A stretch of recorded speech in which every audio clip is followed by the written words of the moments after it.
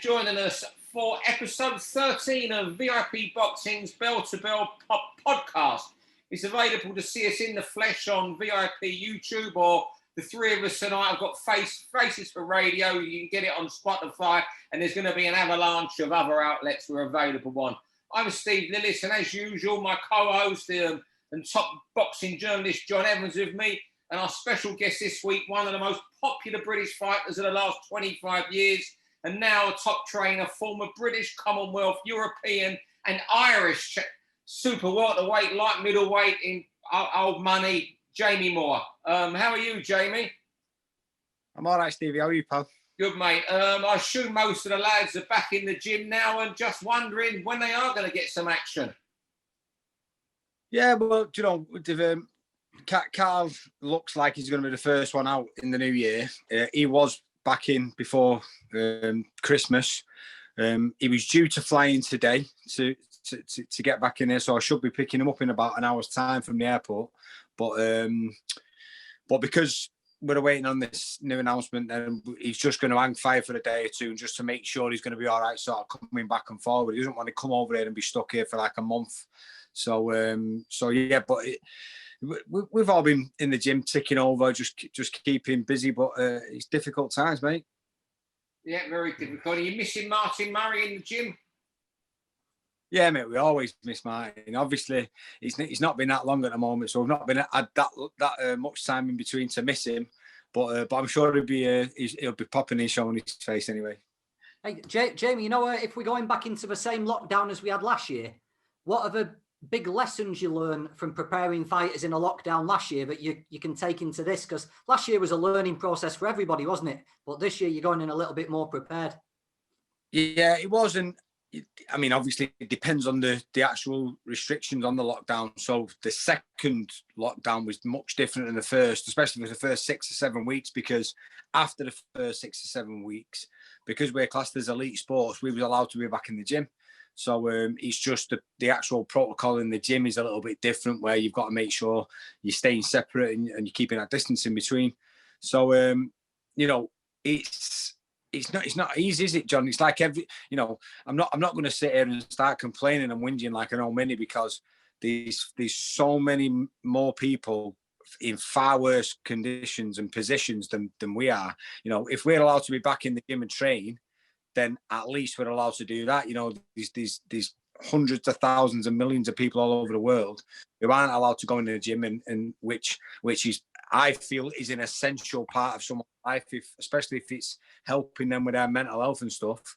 So there's loads of different aspects to these lockdowns which I don't like. I don't like lockdowns for the start, because I don't think they work in that sense. I think people should be allowed to use the common sense, and restrictions are in place to stop stuff. But the knock-on effects of lockdowns and what, you know, outside of coronavirus, what they have is immense. Yeah.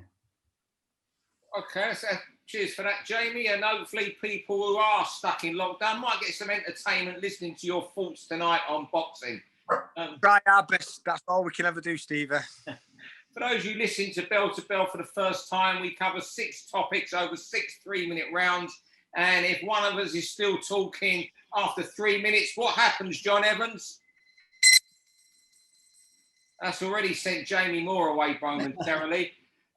John, you usually start up, and I think you got the first topic this week.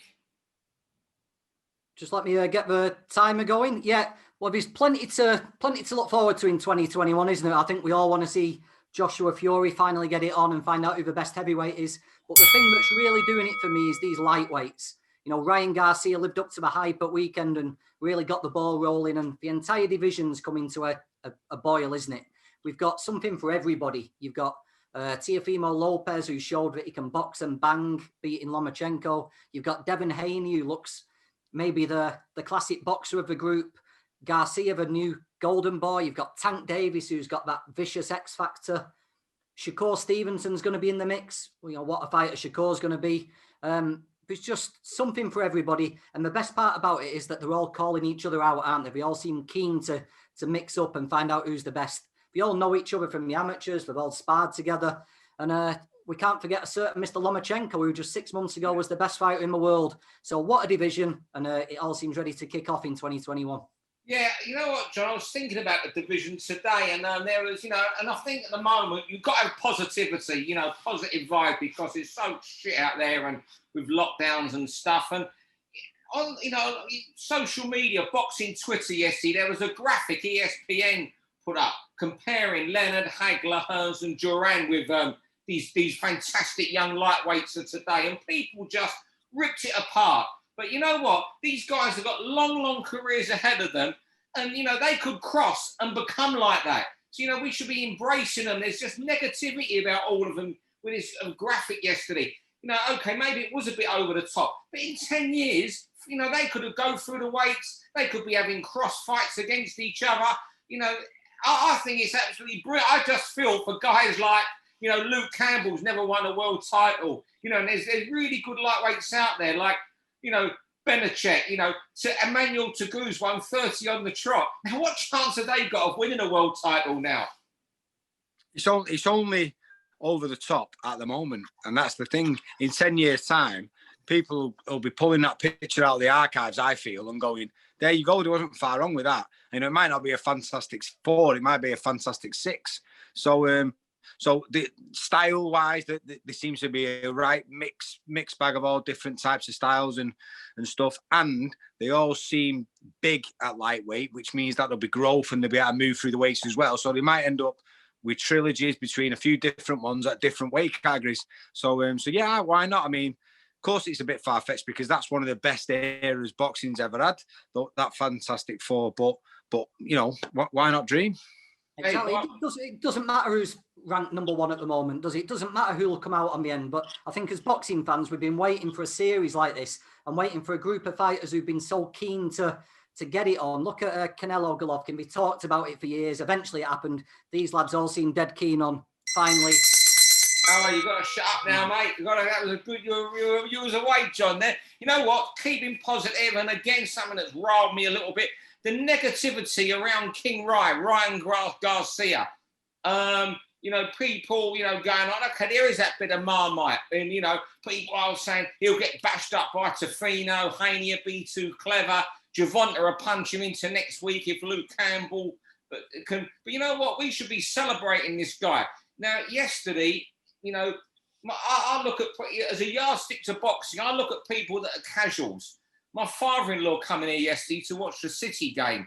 And first thing he asked me was, who's this guy Garcia who beat Luke Campbell? You'd never heard of him, but knew about him by yesterday afternoon. I noticed, half the Fulham football team were putting him on their Instagram stories. They'd watched the fight. This guy could have an impact on boxing globally like Nazim Hamid did in this country. After Naz won, it beat Steve Robertson. People were queuing around the corners. The kids wanted to start going to gyms the next day. This kid is what Mayweather was mainstream. This kid is going to take us into the mainstream. Now, we're not saying who he's going to beat and not beat, but he is only good for boxing. 8.1 million Instagram followers, almost 502,000 on Twitter. Canelo, we all love. We're all wrapped in boxing, but half the man in the street doesn't know him. This kid is going to transcend the sport and keep it in the mainstream like Mayweather did at the back end of his career. He is, Steve, and think about this. You're comparing him to his popularity-wise with Naz. He's probably as popular with Naz now because of social media. There was no social media when Naz was around, but he's as popular as Naz is now, and he's only just starting off. So imagine what he's going to be like if he keeps going down the path he's going down. So, I don't understand people knocking him. He's just beat a world-class fighter in Luke Campbell and done a real job on him. I don't think people picked up on the ease in which he did it. He sort of simplified it a little bit in a way. He just basically walked him down and didn't really lead off with anything and give Luke anything to play off, because Luke's such a clever fighter and he's so experienced going from the amateurs right through the pros. He's seen every single style. He seems to have an answer for every different of somebody else's offence. And Garcia just didn't give him anything to play off. He just basically walked into the punching range a lot of the time. And then as soon as Luke tried to do something, his hand speeds and his power, he's that ferocious that he makes you so wary all the time. So he sort of takes away your offence as well. So I think he looks easier to beat than he will be. Perfectly timed that, Jamie. Go on, your first topic. Your first thing, I think you talk about boxers when their career ends. It's been an issue with me for a long time, this, lads, and I think it's something what definitely needs looking at.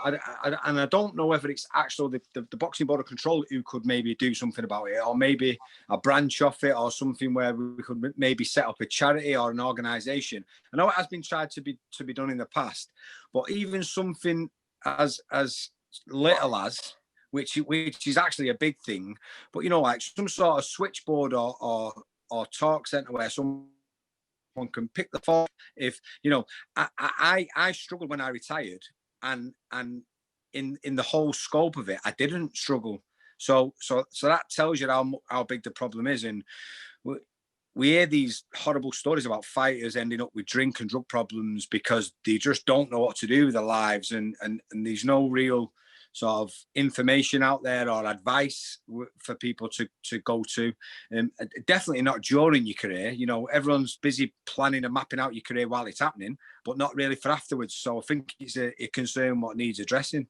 Yeah, I was talking to Matthew Hall the other week, and he said people were always telling me when I was growing up I needed something to fall back on for when the boxing ended. He said, but you never even pay it a second's thought. All you're concerned about at that time is fighting. The day-to-day life's great. The camaraderie in the gym's fantastic. You're fighting fairly regularly because you're young, and you don't even want to think about becoming a plumber or a joiner when your career's over. It doesn't interest you. And Matthew struggled with it a little bit. And we have big stories about people like Frank Bruno and stuff, don't we, struggling with mental health. But I think it's an overriding thing where everybody struggles to a degree. Like you just said, Jamie, you thought you struggled, but in the scheme of things, you didn't. And maybe... No. It's time for something to come in now that will cover all aspects of it, not just people who are in the papers with depression and things, but people who are just at a complete lost end with no way to turn a pound note. Just a bit of the talk. Yeah, I just wonder why nothing's been done. Obviously, it needs financing from, promoters, the board. I mean, I don't know the board's financial situation. When you think the support the PFA give, not just the footballers in the Premier League, but even the guys that have been the journeyman footballers, played for 10 clubs in League 3, earning £500 a week. The support's there for them. And, I wouldn't name names. I've helped a couple boxers get into the Priory. And you know what? The board absolutely offer no help at all when it comes to it. And it grates me, these sort of things, that are not even help during boxing, because some fighters struggle during their career. Yeah, and I think the only answer to it, I don't think the board have got enough money. They haven't got enough money. Football have. I think the only answer to it is to set a charity up, some sort of charity where we can make. It's a bad one to cut you off, Jamie, but they're the rules. No, of course. We'll come back to that one in a little bit. Need the dressing. Yeah, you addressed it well there, Jamie. And John. Yes, so it's another Monday, and we're talking about another brave Brit award coming up short abroad with Luke Campbell against Ryan Garcia. Over the last few years, it's been the top guys like Tyson Fury, Carl Frampton and James DeGale with a great run over in America who've really succeeded. Started to just wonder why that is. It's not the amateur pedigree. Britain's got a fantastic Olympic and World Championship record over the last 4 or 5 Olympic cycles, one of the most successful nations. I just started to wonder if it's because guys aren't proving themselves to be the best of British before they move into world title fights. We're getting guys winning a British title fight, winning a Lonsdale belt without winning it outright and then just moving straight into world class. Are we missing out on finding out who the best in Britain is before they fight for world titles? And are we missing out on important bridging fights against former world champions? You'll know better than anyone, Jamie. Yeah, John, I think you're right to a certain extent. I think there certainly was that problem when I was fighting, particularly. You had the lower level world titles like WBU, which allowed you to sort of fast track to that world level. It didn't give you that grounding and experience unless you was matched properly, like Ricky Atom was, for instance, where he got gradually brought through. But I don't know. I think sort of now we've got a platform like we've never had before. So, you know, fighters, if the top level fighters, the promoters like to keep them over there and top the bills over there. They don't really like them going over to America. And then they only end up going over there against another fighter in a sort of 50-50 fight, a toss-up. So you sort of win some, you lose some then. So yeah, I think that was a problem. I don't think it's as much a problem now as it was. And I think you can flip it the other way and say American fighters don't generally like coming over there and risking it over there against our top guys as well.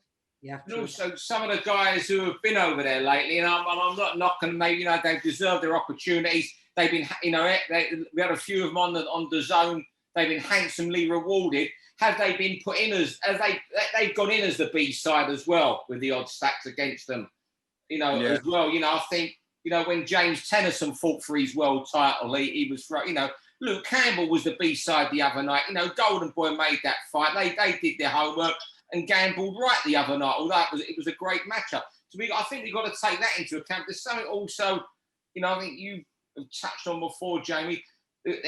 Our good fighters do tend to stay over there. Look at Amir Khan, you know, much maligned, but the brilliant Amir Khan, you know, who he fought in America. Malignaggi, Medina, which is one of the great British wings over there, Zab Judah. Then he had the great fights with Garcia and Peterson. And even when he was past his best, was going over there to fight Carlos Molina, Chris Algieri, Devon Alexander. And you wonder if...